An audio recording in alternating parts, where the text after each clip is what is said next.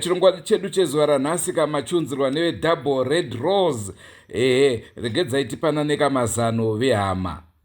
Kana uchirwara nebp neshuga ukaenda kune mama companies unopiwa detox first which can cost you $50 wototi package dzacho watove kuma 150 or more than isu tiri kupa vanhu vachipora nemari shoma shoma wozopiwa kombo yebp neshuga which can cost you $100 plus. But isusu yes our product rine detox rinodiwa nebp iyoyo, shuga iyoyo, mapills iwayo, arthritis iyoyo, maacids iwayo, prostate cancer iyoyo, zvichingodaro. Saka tibatei panhamba dzamuri kuona idzo, isu vedouble red rose tisu solution kumatambudziko enyu akasiyana siyana. Uhlelo lwanamhlanje siluphathelwa ngabantu bedouble red rose abahamba le food supplement yabo eyikudla komzimba, njalo incedisa ukuthi ulaphe izifo eziningi kusukela kubo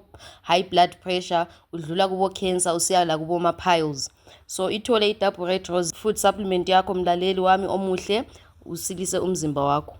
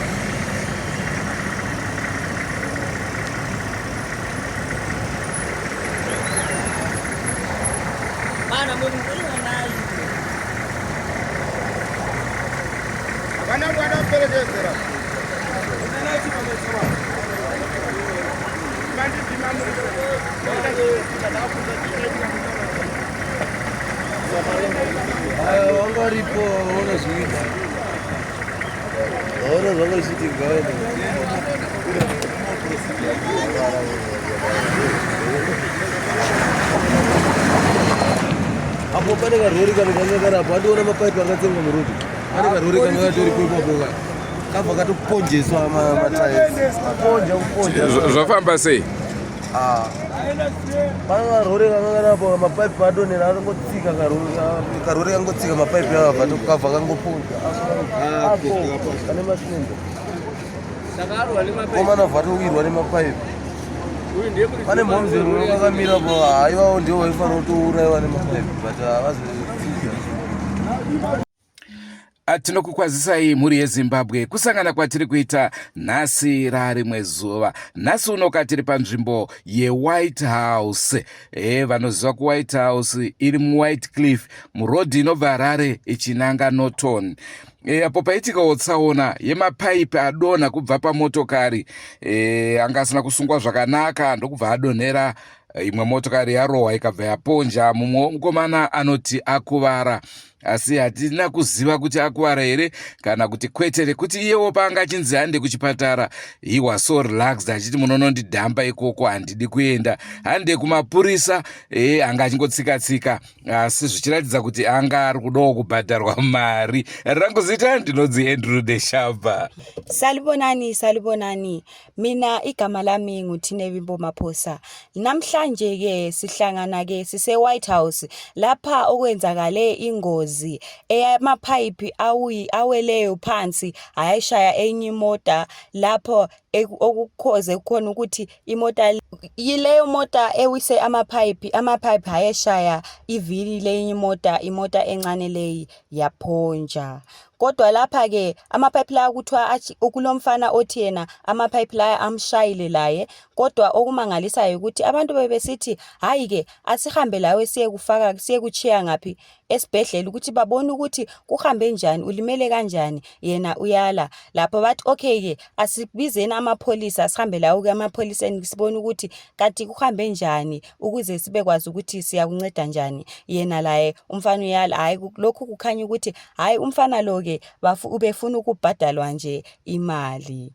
Senkwazise mhuri yeZimbabwe, tinokurudzirai kusubscribe kuDrumas Media. Drumas Media, Taking you to another level.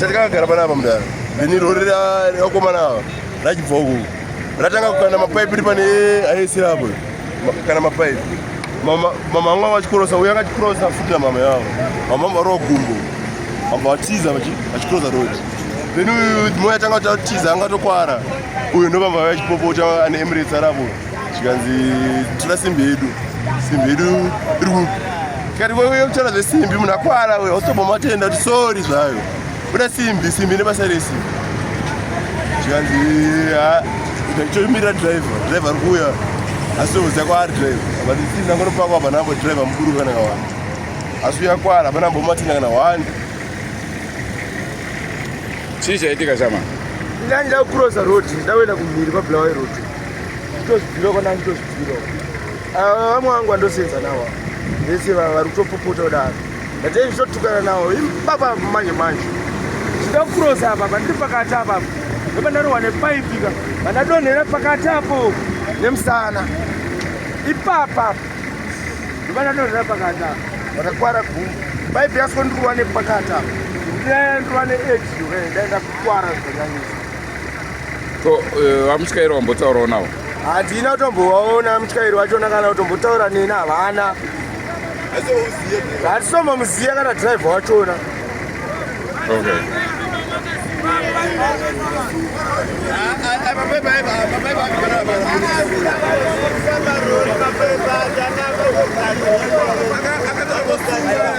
Ichatora nzvimbo tambo ndiyadambuka yakabata mupisi yadambuka.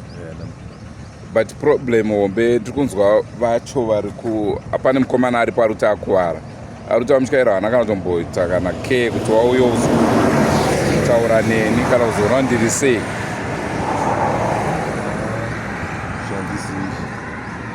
Amuzikaita manhero kuti vakomana vazhinji varipo vari kuti hapana zvakamboitwa apa utongoita zvari kuita vavo chinokwaniswa kukaita dema mutarisa hapana pambokuwara.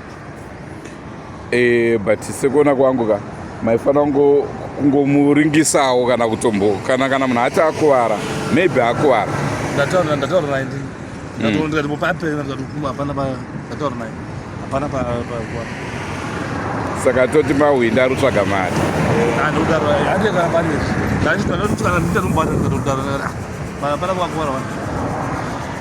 Because dzimwe nguva ka munhu akati akuwara anenge aida kungomhanywa naye kuchipatara. Hapana kana pakuwara. Hapana pakuwara. Okay. Ndofunga manzwa zvataurwa nevaona uyezve neuyo mukomana ari kuti akuvara. Asi vamwe vacho mainformation etakwanisa kuwana kune vamwe vari kuti ari kuekta. Munoziva zvinoita mahwindi dzimwe nguva kana atongogumwa nepaipi anenge ava kutoti ndawana mukana. Njengoba lizwile ukuthi abantu bathi bona hayi umfana uthi yena ulimele kodwa hayi iphephi ingamthinta nje njengoba engumuntu ofaya amakhombi babe sesithi hayi mina vele sengilimele kodwa uthi abantu bathi yena udinga imali.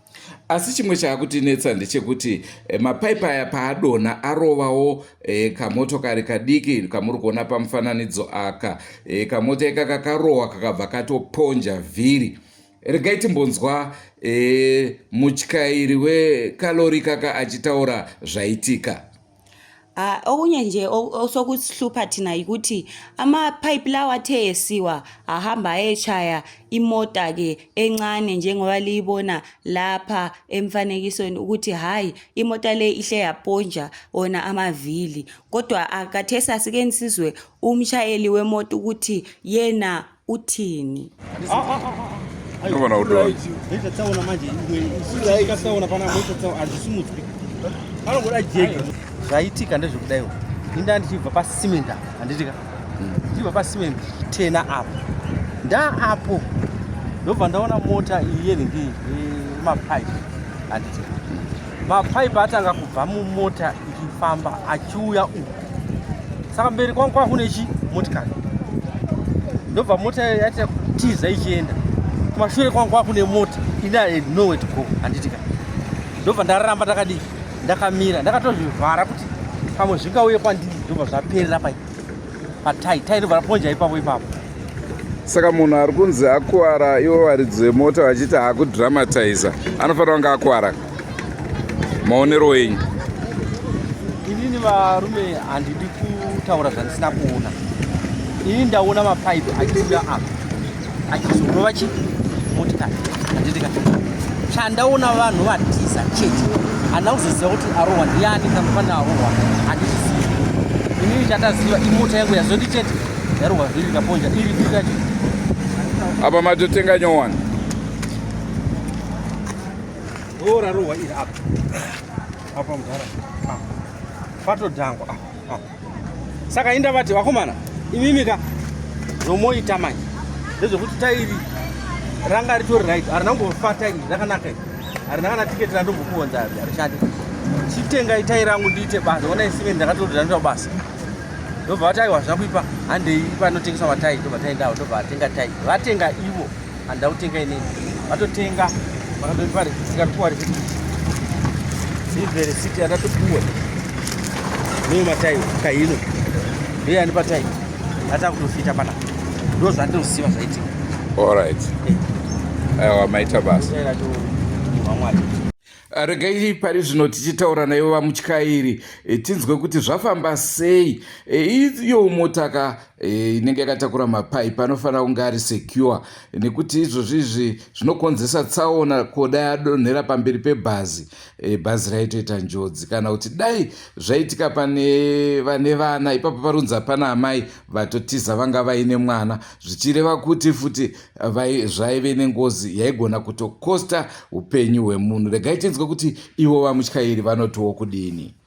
Kathesi asikhulume nini lo mshayeli sizukuthi yena uthini ngoba amapipe lawo imota lezi ezihamba ngamapipe zimele zibe lamapipe abambekileyo emoteni ukwenzela ukuthi angabulala abantu ngoba ngabe amapipe wona lawo wele phambi komuntu kumbe awele umuntu kube kuzaba yisehlakalo esinzima kakhulu. Kathesi asikhulumeni la umshayeli.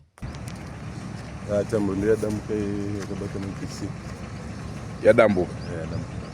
But problem hombe tirikunzwa vacho vari apane mukomana aripo ari kuti akuwara, ari kuti vamutyairi havana kana kutomboita kana ke kuti wauye uzokutaura neni kana kuzoona ndiri sei.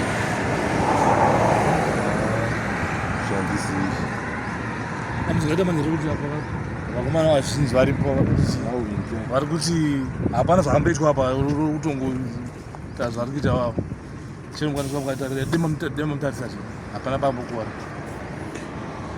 But sekuona kwangu ka maifanira kungomuringisawo kana kutombo kana munhu ati akuwara, maybe akuwara. Ndataura naye ndikati mupapena ndikati hapana ndataura naye hapana pakuwara. Saka toti mahwindi ari kutsvaga mari.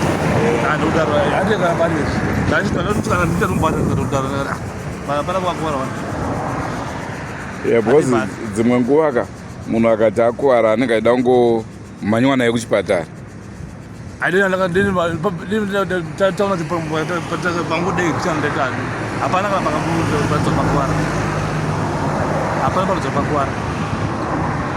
Okay. Handicho chirongwa chatakupai mhuri yeZimbabwe chidiki zvacho, asi ndofunga tinowana zvidzidzo zvakati kuti tichitarisa kuna mutyairi paitika tsaona vaifanira kumira ipapo kuitira kuti kana mapurisa achiuya vakwanise kutora mastatements avo, asi ivo varamba vachityaira vakazonomira havo kumberi uko.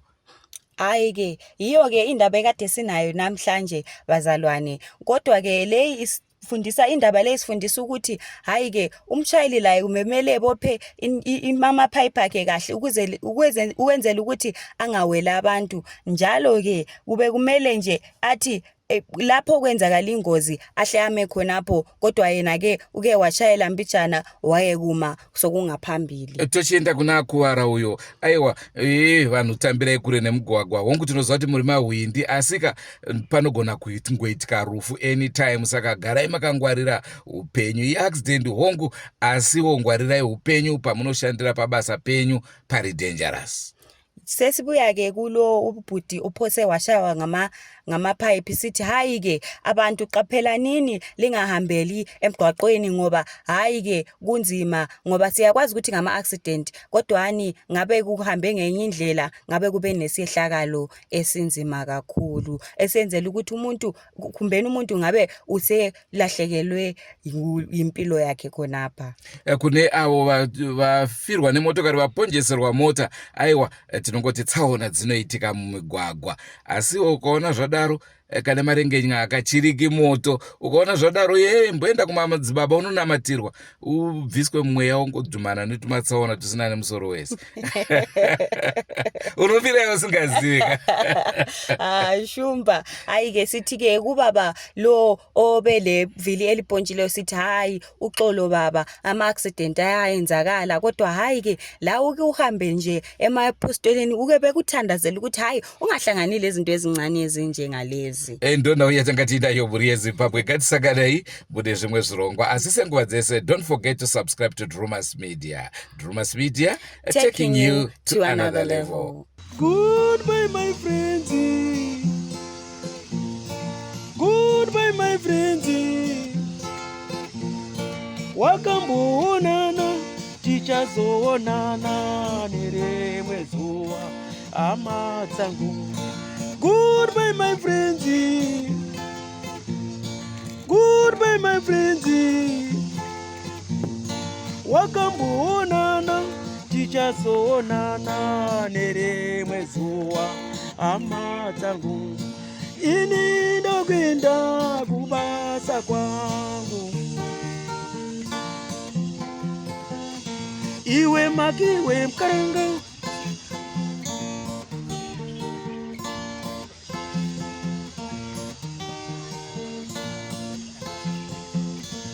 iwe makiwe mkaranga, iwe makiwe mkaranga.